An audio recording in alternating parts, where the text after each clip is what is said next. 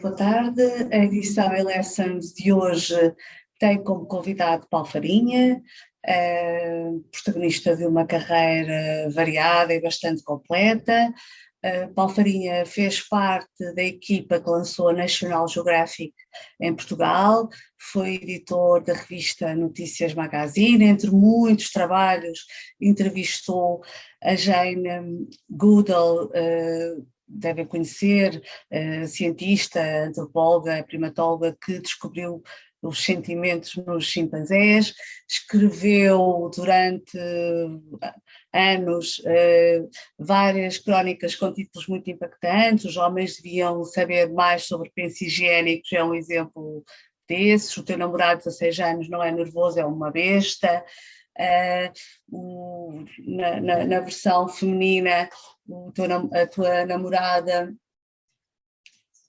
não é ciumenta, é manipuladora. Portanto, estamos a falar de alguém que tem feito o seu caminho entre o jornalismo, a hard news, a crónica e agora mais recentemente o podcast. Recentemente tem-se dedicado a fazer entrevistas, a moderar entrevistas e debates. Está a coordenar a Mentes Brilhantes para o Observador. Está aqui para falar connosco sobre o seu percurso, sobre o que pensa do jornalismo e o que se pode fazer de melhor neste campo da entrevista e do debate, e também o que é que projeta para o futuro. Ok, olá a todos, obrigado pela vossa presença, obrigado Dina pelo convite. Eu peço desculpa pelo atraso, eu tive aqui um problema que deve-se com certeza a alguma azelice minha, porque tinha preparado uma apresentação muito catita para vocês, modéstia à parte, com algumas informações que me pareciam úteis e por alguma razão que eu desconheço perdia, e por isso rapidamente à pressa fiz uma outra apresentação com base na primeira, mas que não estará está um pouco mais extensa e peço desde já desculpa por isso. Mais uma vez, Dina, obrigado pelo convite.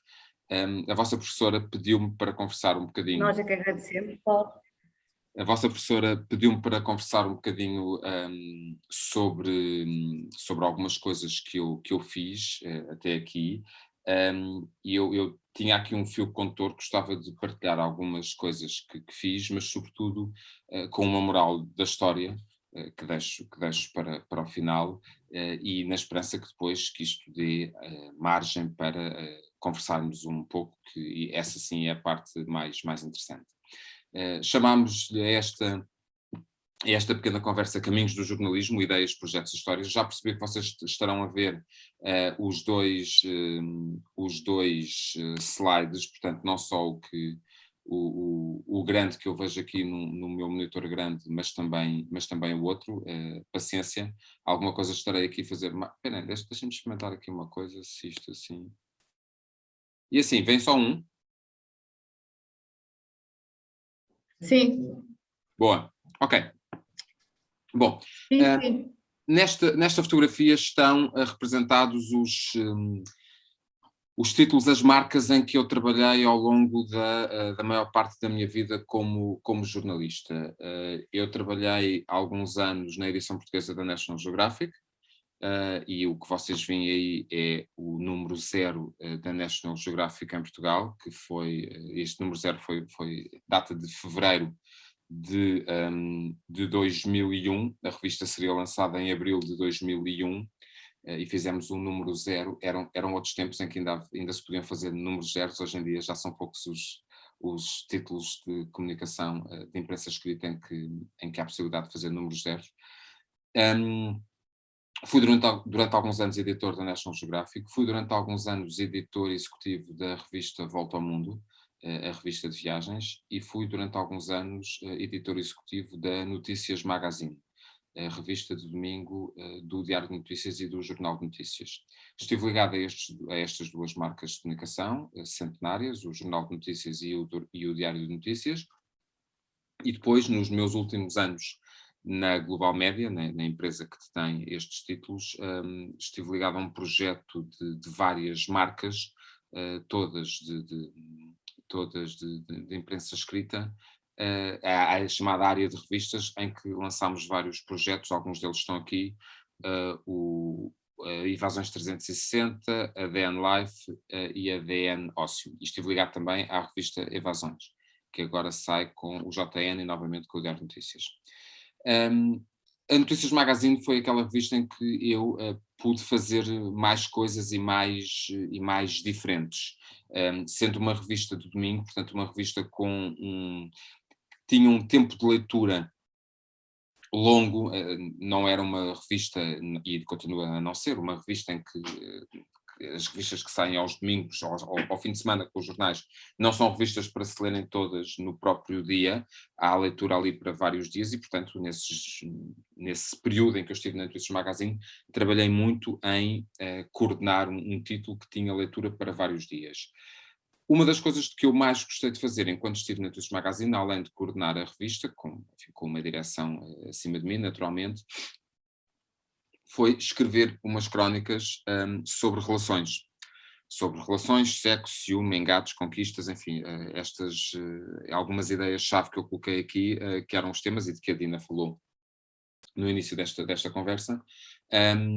Quando eu comecei a escrever estas crónicas sobre relações, e peço desculpa pelos números que estão aí, que já não estão corretos, justamente porque esta é a apresentação de recurso, já que a primeira se perdeu. Quando eu comecei a escrever estas crónicas, eu não tinha, ainda não era pai. Depois, entretanto, nasceram as minhas filhas e os temas, embora tenha continuado a escrever sobre relações, os temas mudaram um pouco, mas andava sempre em torno de temas de família e em torno de temas de relações. E daí os títulos de algumas crónicas que eu escrevi, nas quais eu pretendia, sobretudo, que os leitores encontrassem pontos em comum com as suas próprias vidas, que não considerassem aquilo uma coisa distante, realidades das quais pouco ou nada sabiam, mas no fundo que aquilo espelhasse um pouco ou as suas próprias histórias ou as histórias de alguém que eles conheciam, o primo, o vizinho, o tio, o amigo, enfim, o filho, a filha, o pai. Houve um tema em particular sobre o qual eu escrevi algumas crónicas e de que eu gostei particularmente, que foi o tema da violência no namoro. E o tema da violência no namoro é um tema particularmente sensível hoje, porque é considerado a antecâmara da violência doméstica. E houve duas crónicas em particular, e a Dina falou sobre elas, que tiveram uns números fora do comum em termos de partilhas e de visualizações, viralizaram ambas. Eu agora não tenho aqui presente os números na ponta da língua, mas chegaram a uns largos milhares de leitores. Estas eram as crónicas, elas tiveram várias configurações, as crónicas que eu escrevia na Notícias Magazine, esta, a dada altura, foi uma delas.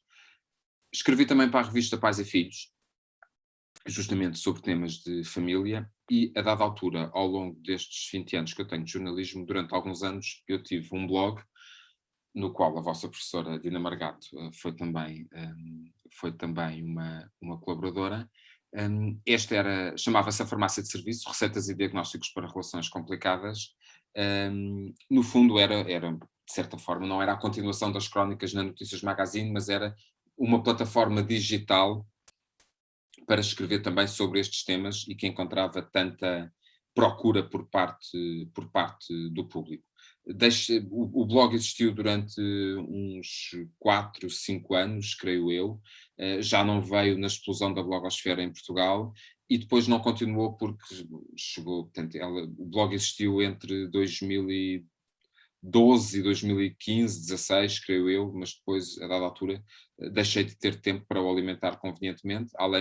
Além de mim a escrever, havia uma série de convidados, o Ricardo Santos e a Rita Marrafa de Carvalho eram dois deles, eu coloquei-vos aqui apenas como exemplo, mas era, lá está, uma continuação digital destes temas de relações e família e parentalidade, e no fundo era um primeiro passo para alguns projetos ligados à família que eu comecei a fazer depois, que é um tema que eu gosto particularmente. Escrevi um livro, entretanto, que foi lançado em 2013, chamado Ninguém Disse que Isto Ia Ser Fácil, com base nessas crónicas.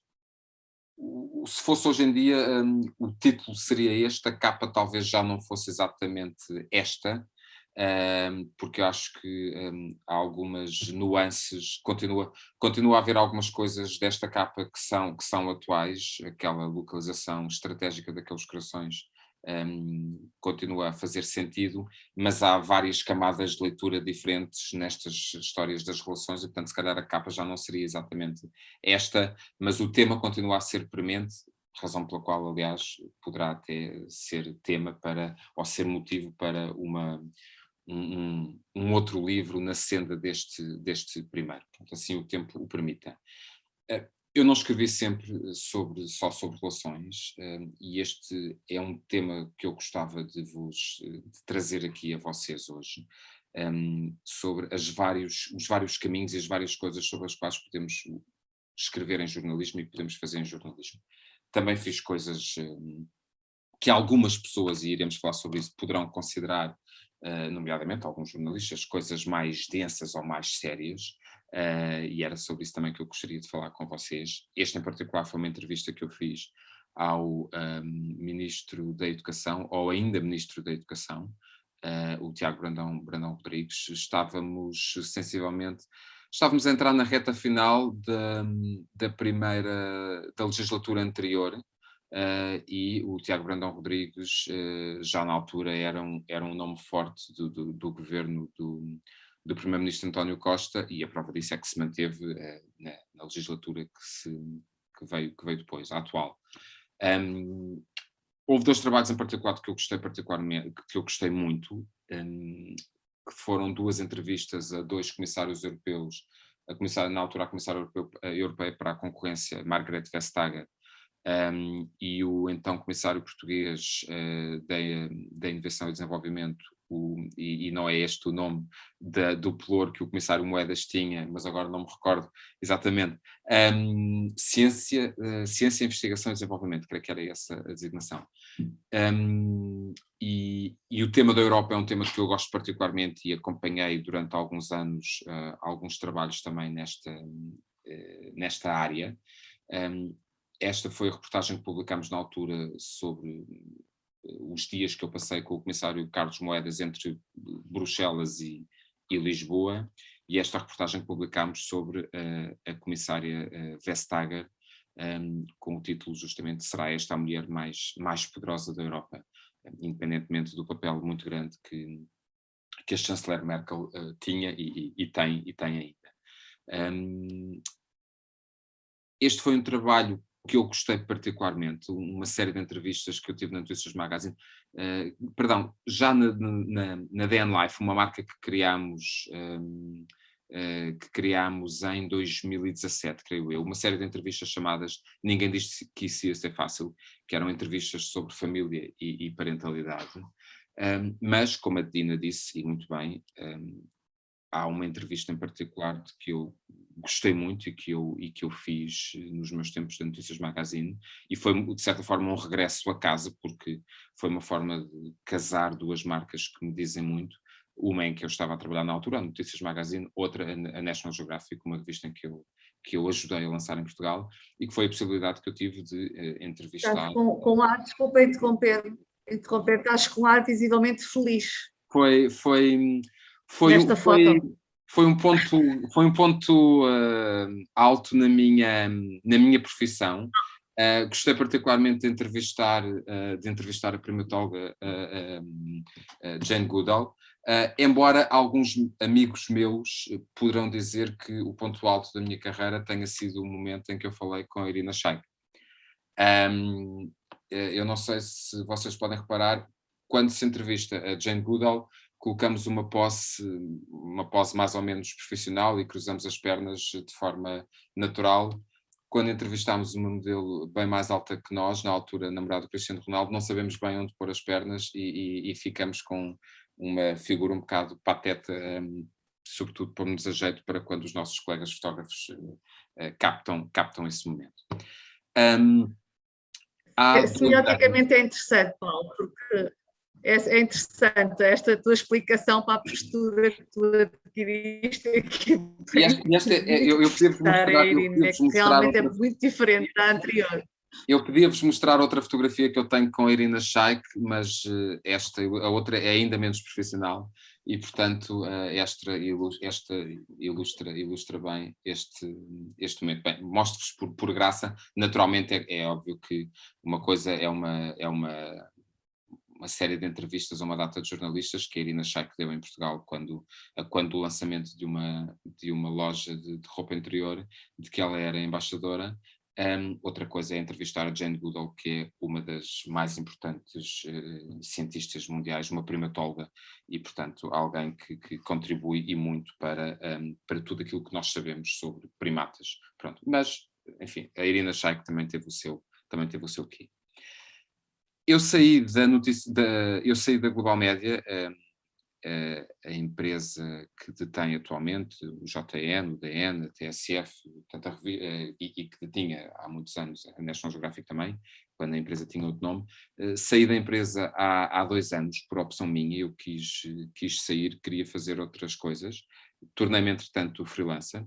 Um dos projetos que estive a fazer, entretanto, desde que me tornei freelancer, foi este, chama-se Mentes Brilhantes, uma série de entrevistas com investigadores científicos em Portugal, sobre o trabalho que desenvolvem em Portugal, para o Observador, e atualmente estou a fazer umas entrevistas para o público sobre literacia em saúde, em parceria com um grupo hospitalar, com o grupo Lusíadas, justamente sobre literacia em saúde, e no sentido de informar o público-alvo destas entrevistas, que é o público em geral, não são profissionais de saúde, sobre uma série de temas importantes e que ficaram um pouco em stand-by, infelizmente, com a pandemia.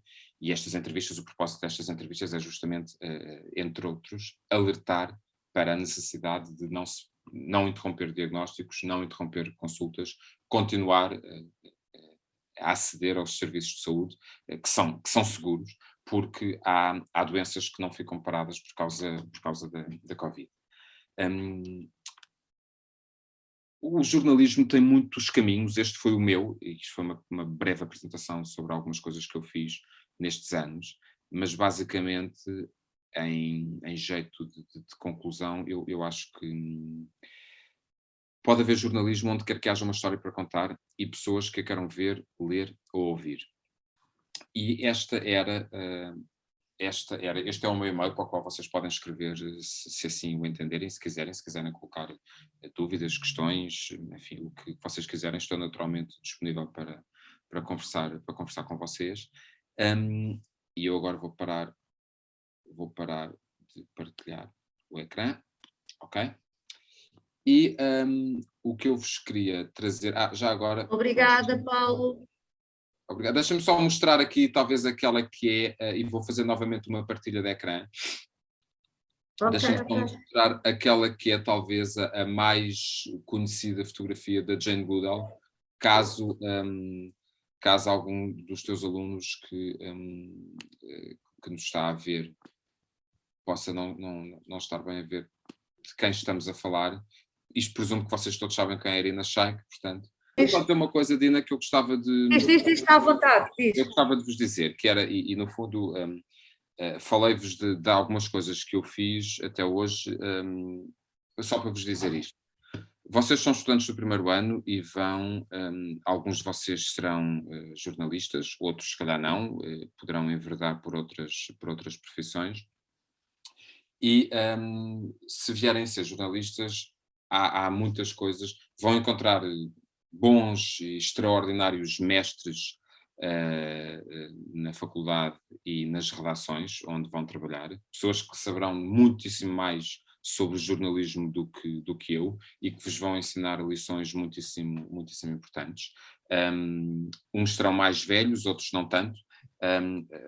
A vantagem de ter pessoas mais velhas numa redação é extraordinária, porque a memória numa redação e podermos aprender com as pessoas mais velhas que já viram mais coisas e já passaram por mais situações é uma escola extraordinária em jornalismo e, portanto, tudo o que vocês puderem aprender com os mais velhos e a generosidade que eles tiverem para vos ensinar, aproveitem, porque isso não se aprende na faculdade.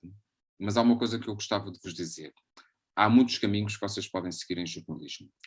E há os caminhos que são mais tradicionais, daquilo que habitualmente são as secções que fazem, em torno das quais anda a atualidade, a economia, a sociedade, o desporto, a educação, a saúde, a política. A política continua a ser, a ocupar uma fatia larga da atualidade.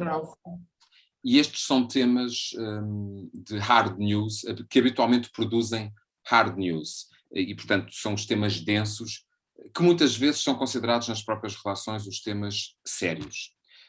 Mas nem toda a gente vai querer seguir estes temas, nem toda a gente vai ter interesse por eles, e nem todos os leitores, ouvintes ou telespectadores, estão sempre interessados em ouvir estes temas e ler sobre estes temas. E, portanto, se vocês, a dada altura do vosso percurso, sentirem que querem escrever ou fazer programas ou desenvolver projetos, seja ligados a um órgão de comunicação social ou não, em torno de temas como família, e por isso é que eu vos falei disto, em torno de temas como psicologia, em torno de temas como saúde mental, em torno de temas, eu estou-me a lembrar de temas para os quais eu tinha exemplos, enfim, no PowerPoint que eu tinha preparado antes e que se perdeu, e peço desde já novamente desculpa por isso, em torno de temas como que espelham realidades locais do vosso concelho, da vossa cidade, do vosso bairro até. Há muitos caminhos que o jornalismo pode seguir e muitas formas de contar histórias. Algumas destas histórias estão ligadas naturalmente aos temas que fazem a atualidade, habitualmente aos temas que, se vocês fizerem esse exercício com a abertura de um noticiário da noite, em qualquer um dos nossos 3 principais canais em Portugal, verão que os primeiros 15, 20 minutos andam em torno da atualidade, claro, como é normal, que será política, será economia, será justiça, será saúde, será educação. Pronto. Mas há outros temas que não fazem as aberturas dos noticiários, que não são menos nobres, não são menos importantes, e também há histórias para contar aí. E, sobretudo, há uma grande fatia de público com muita vontade de ler sobre isso. Um daqueles que é mais conhecido e que durante tantos e tantos anos foi menosprezado é o lifestyle, os restaurantes, as coisas novas para fazer e para sair, e, portanto, o lazer, que é importante e que ocupa uma fatia importante da nossa vida. E se vocês sentirem que o caminho que querem seguir, que é aí que vocês acham que são mais felizes e que têm uma voz que é ouvida, que é respeitada, e que produz conhecimento e informação que as pessoas estão dispostas a ler, e se vocês sentirem que é por aí o vosso caminho, não deixem de o fazer se conseguirem encontrar aí uma fonte de rendimento, e se for isso que vos faz feliz. Não deixem é que haja ninguém que vos diga que as coisas mais sérias e densas e aquilo que ocupa aquela fatia dos primeiros 20 minutos de abertura dos telejornais, é que o jornalismo só se faz disso. Faz, na verdade, de muitas coisas. E isso é muito importante, e se vocês sentirem que é por aí que querem ir e que é isso que vos faz feliz, a economia, a sociedade, o desporto, a educação, a saúde, pois vão, façam-no, encontrem uma voz, encontrem um caminho que tenha sido pouco explorado, um caminho que pouca gente tenha ainda seguido, e contem as histórias que houver para contar sobre isso. Se seguirem os critérios jornalísticos, naturalmente, com isenção, com rigor, ouvindo as várias partes, sabendo onde é que há uma boa história para contar, tenho a certeza que isso vos fará feliz. Façam-no de coração e aplicando sempre as regras do jornalismo que vocês estão a aprender agora, e estão agora no primeiro ano e têm mais uns quantos anos para aperfeiçevar. E depois, quando chegarem às redações, essas pessoas mais velhas, esses mestres, aproveitem todas as informações que eles vos possam dar, que serão com certeza muito úteis para vocês. Estava eu a dizer que foi um excelente conselho, obrigada, porque há ainda muita ideia que o jornalismo é só hard news e eu canso-me de explicar que há muita coisa que se pode fazer no jornalismo igualmente interessante e útil, não é? Que é o papel da Cultura, informação útil. esqueci-me de falar da cultura, peço desculpa. Cultura é também uma área.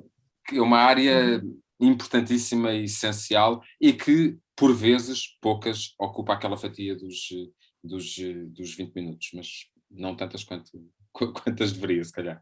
Vou aproveitar para te fazer já uma questão sobre esse assunto, enquanto eles pensam na questão que vão colocar-te, e é exatamente sobre a informação útil. Achas que ainda existe muito preconceito em relação a isso? Notas que existe, que perdura esse preconceito ou não? Ou as coisas mudaram um bocadinho hoje com os blogs e com outras ofertas informativas que ganharam espaço, como a Time Out, etc.?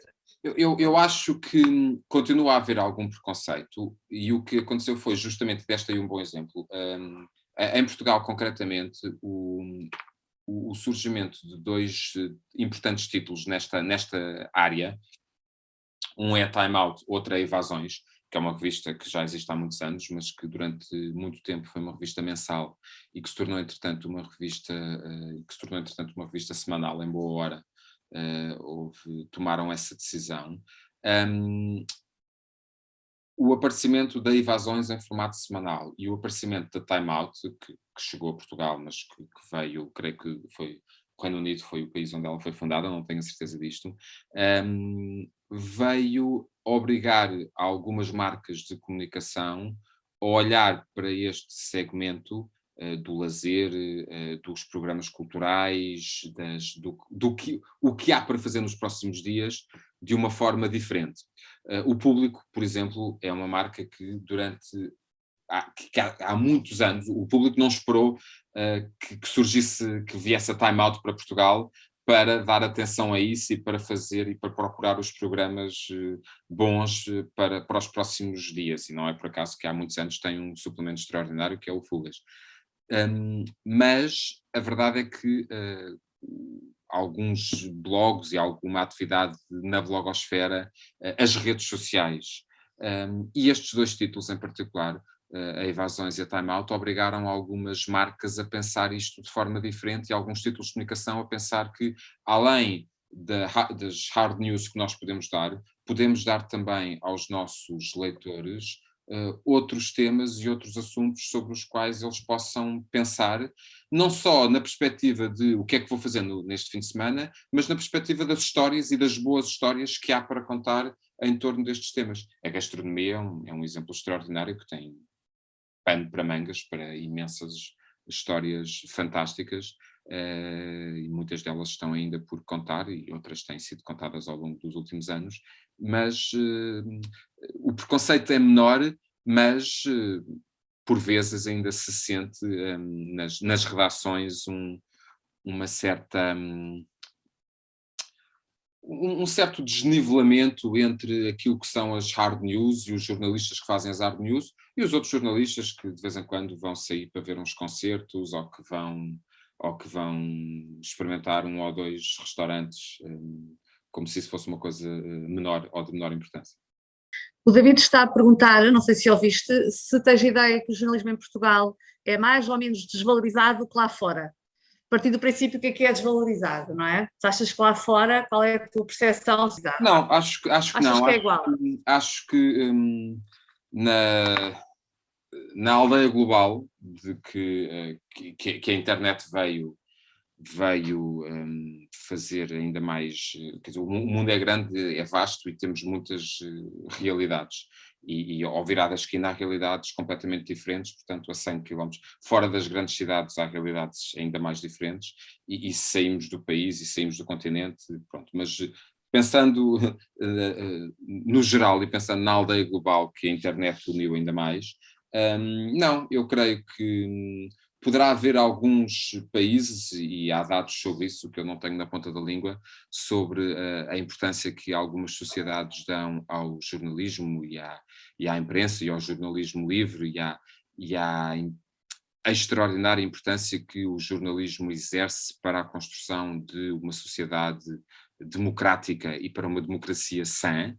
Há países a quem a literacia nos média é trabalhada desde mais cedo do que outros, mas eu creio que o respeito que no geral se tem pelo jornalismo no mundo ocidental, vá lá, naquele em que, na sociedade anglo-saxónica com que nos podemos comparar, e falamos, enfim, da América do Norte e falamos da Europa, falamos das realidades que nos são mais próximas nesse sentido, eu creio que o respeito que se tem pelo jornalismo é o mesmo e as ameaças a que o jornalismo está sujeito numa era de fake news e de desinformação são também as mesmas.